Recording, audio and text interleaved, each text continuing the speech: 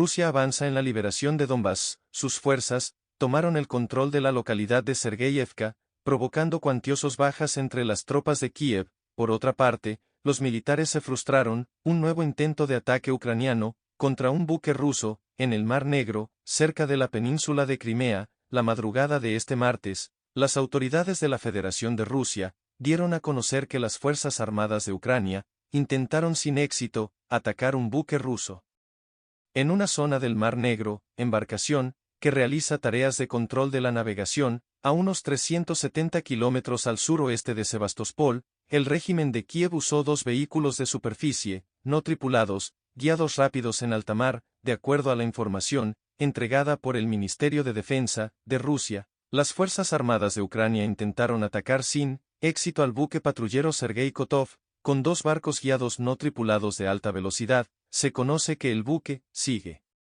cumpliendo las tareas que le han sido asignadas, pero esta no es la primera vez que Ucrania realiza este tipo de ataques en el Mar Negro contra Rusia, con este tipo de vehículos de superficie no tripulados. Recordemos que con este mismo tipo de armamento atacaron el puente de Crimea hace un poco más de una semana, atentado en el que murieron 2 personas y una niña quedó huérfana. Hay que recordar que estos ataques en dicha zona del Mar Negro se dan tras las denuncias de Rusia que indicaban que Ucrania se aprovechaba de la iniciativa del Mar Negro relacionada a los granos para abastecerse de armamento, y en ese contexto, la representante oficial del Ministerio de Exteriores de Rusia, María Zakharova, ha dicho que el ministro de Defensa de Ucrania dijo que Kiev continuará atacando el puente de Crimea. Estados Unidos, Reino Unido y la Unión Europea pagarán por ello, ha dicho la alta funcionaria. Así también este martes, el régimen de Kiev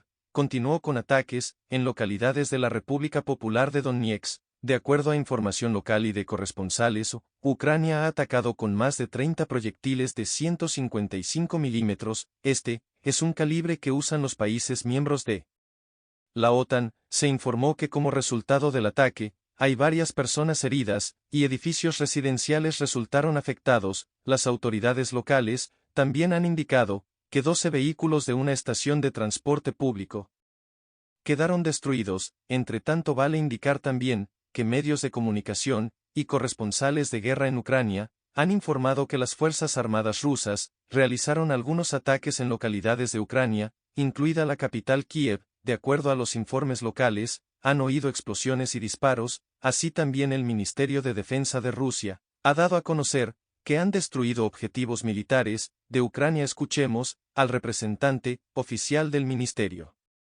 de Defensa de Rusia. En la zona de la aldea de Eviasbok, provincia de Cherkasy, fue alcanzado un punto de ubicación temporal de mercenarios extranjeros cerca del asentamiento de Chutnov, la provincia de Ritomil. Fueron destruidos almacenes de municiones, armas y maquinaria militar enviadas a Ucrania desde países occidentales, y a estas pérdidas también se suman las bajas que han tenido en Ucrania en sus filas militares desde el llamado inicio de la contraofensiva. El ministro de Defensa de Rusia, Sergei Shoigu, llegó a Corea del Norte en el marco de una visita centrada en fortalecer los lazos militares entre ambos países. Su homólogo lo recibió en el aeropuerto de Pyongyang. La delegación rusa permanecerá en el país asiático hasta 27 de julio. Se informa que el alto mando ruso participará en las celebraciones por el aniversario 70 de la victoria norcoreana en la guerra que tuvo lugar entre 1950 y 1953. El Ministerio de Defensa de Rusia destaca que esta visita será un paso muy importante en el desarrollo de la cooperación militar entre ambas naciones. La diplomacia china expresa su preocupación por el aumento de actividades de la CIA en su territorio. Denuncian que Washington pretende recopilar datos de inteligencia de forma masiva para usarlos contra Pekín, luego de que el director de la CIA anunciara la reconstrucción de su red de agentes en la nación asiática. Los intereses del ente también se expanden en África y América Latina. Se encienden las alarmas nuevamente en China, a partir de las confesiones que llegan desde Estados Unidos, y en Pekín tomaron nota. La portavoz de la Cancillería china dijo: Estados Unidos sigue difundiendo información errónea sobre los ataques cibernéticos en China, pero al mismo tiempo no oculta su intención de llevar a cabo una recopilación masiva de inteligencia contra Pekín. ¿Por qué dijo esto?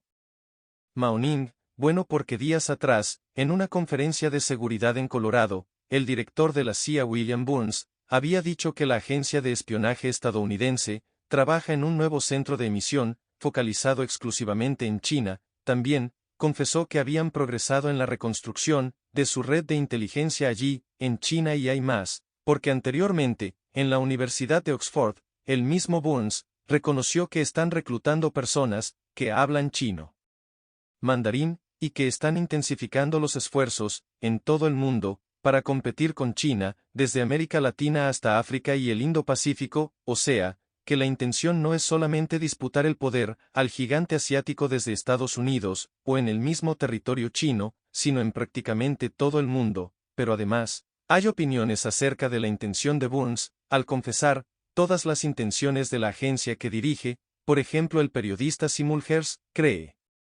que el discurso de Burns es como una solicitud de empleo para ser secretario de Estado, reemplazando a Anthony Blinken, o para un futuro gobierno. Tal es así que pocos días después de que Hersh opinara esto, la Casa Blanca comunicó la invitación formal para que Burns forme parte del gabinete de Joe Biden. Más allá de esto último, lo más importante es que Estados Unidos no escatimará sus esfuerzos para intentar evitar que China le robe el poder que tiene sobre todo el mundo. Washington realiza actividades de espionaje en otros países para tratar de mantener su hegemonía, amenazada por el desarrollo del mundo multipolar. Ha utilizado el tema del espionaje, podíamos decidir, desde la Segunda Guerra Mundial para adelante, no de una manera pues, bueno internacional. Vimos en los papeles de Wikileaks, no de Juliana Assange, bueno el espionaje, incluso con gobiernos socios, que lleva Estados Unidos con, esto es el general de impunidad, que su espionaje se pueda preguntar parte del mundo,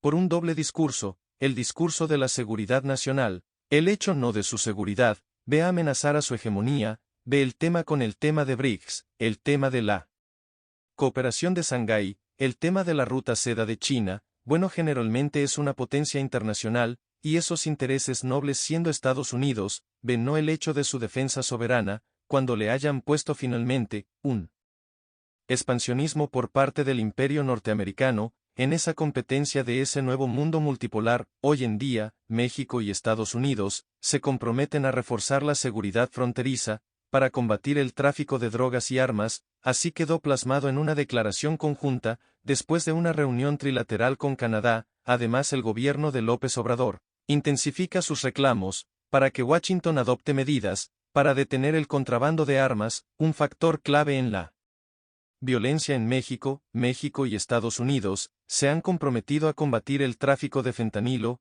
ilícito, interrumpir el tráfico de armas, y manejar la migración de manera humana. Así lo dieron a conocer en un comunicado conjunto, que expone la declaración de ambas naciones. Este documento fue sacado a la luz un día después de la reunión a puertas cerradas, que se vivió el pasado lunes, en Palacio Nacional, en donde el presidente López Obrador y la delegación estadounidense, encabezada por Elizabeth Sherwood, es decir, la asesora de Seguridad Nacional, conversaron. La base de este encuentro ha sido la que ya se ha dicho en reuniones anteriores, de alto nivel, en las que participó la propia Sherwood, y también Rosa Isela Rodríguez, es decir, la Secretaría de Seguridad Pública y Protección Ciudadana. La conversación, dice el comunicado conjunto, ha sucedido en el marco del entendimiento bicentenario sobre seguridad, salud pública y comunidades seguras de México y Estados Unidos, y lo que busca es combatir al crimen organizado, interrumpir el suministro de químicos usados para fabricar el fentanilo,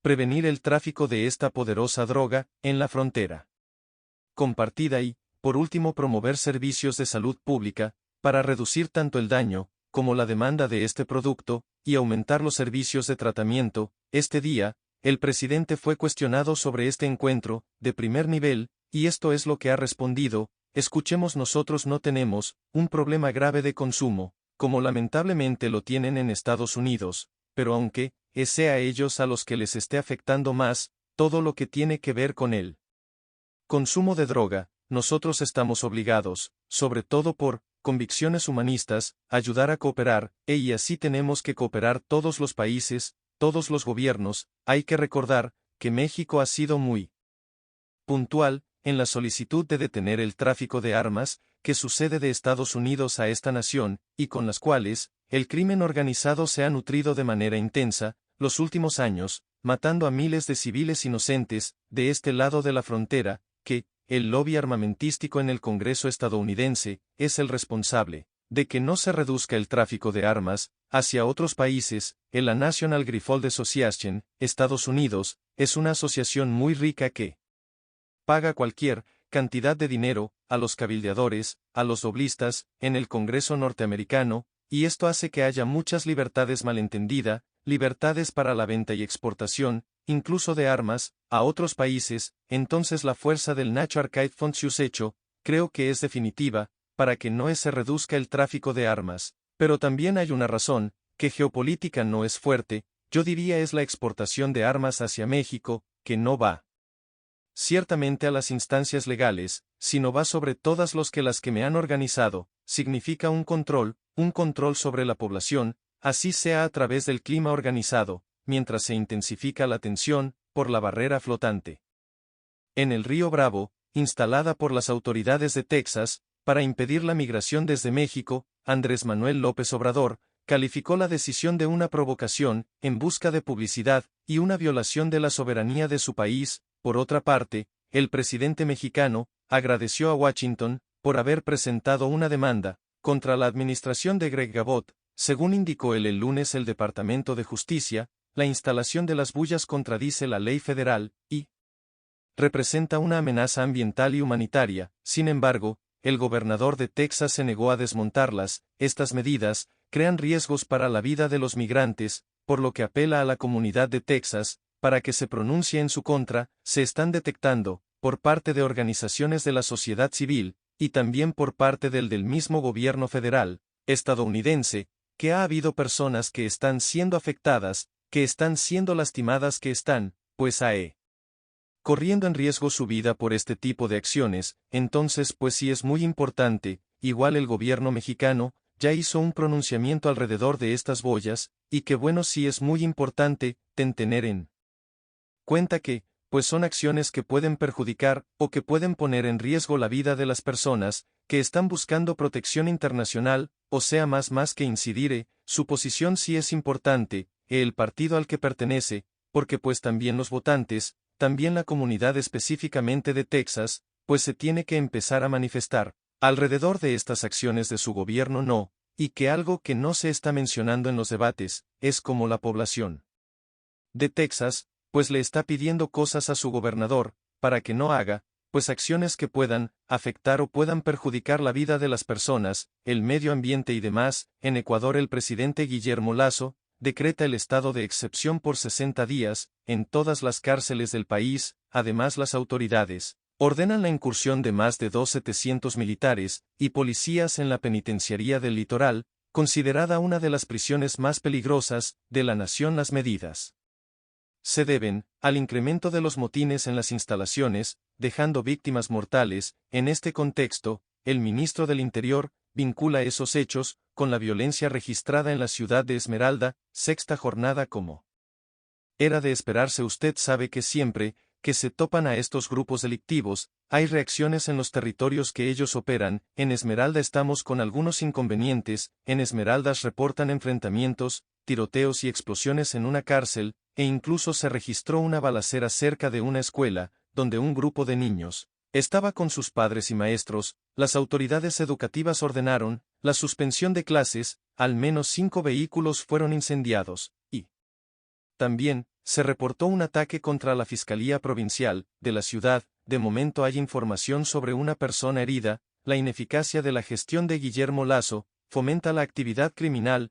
en toda la nación. Bueno, no solo Esmeraldas, todo el país. Esto se debe a una ausencia de presencia del Estado. Desde hace algún tiempo no tenemos presidente. El presidente Guillermo Lasso ha demostrado su incapacidad absoluta para manejar el país. El país está en manos de bandas de crimen organizado, cada quien hace lo que sea. La policía no tiene dirección, el gobierno no tiene dirección, y el gobierno no solo no sabe lo que tiene que hacer, sino que tampoco se asesora bien.